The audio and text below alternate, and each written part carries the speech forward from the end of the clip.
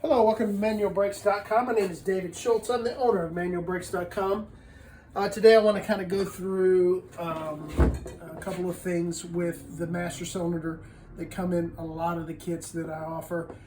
These master cylinders, you can get them in a 7/8 inch bore for a disc drum setup, or if you have a stock type disc setup, you can step up to a 24 millimeter, or if you have a stock front disc, aftermarket front disc, and an aftermarket rear disc, say using a metric caliper, you can go up to a 1-inch bore. They all look the same, just like this, have the same outlets.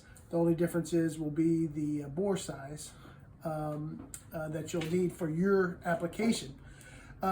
These outlets, like I said, are 3/8-24. If you're rerunning your lines, replumbing your whole car, you can use 3/16 line throughout. This is a very common fitting to go to line locks, very common fitting to go to aftermarket adjustable proportion valves, things like that. If you're using your stock brake lines, a lot of my kits will come with adapters. These two adapters, these are GM adapters. Usually the front line that's going to the front, this is the port going to the front brakes. It's usually the rear port closest to the firewall. That'll get a 1/2-20 inverted flare. And this comes with a 3/8-24 inverted flare male, and that'll go in this port right here. Screw it down, tighten it down. That way you can run your stock 1/2-20. The rear port, the front port here goes to your rear brakes.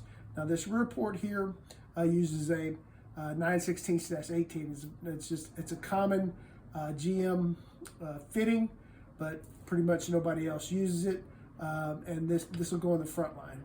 So if you're using your stock brake lines, each kit will come, if you have these fitting sizes, will come with adapters to make your stock brake line to your stock to these ports.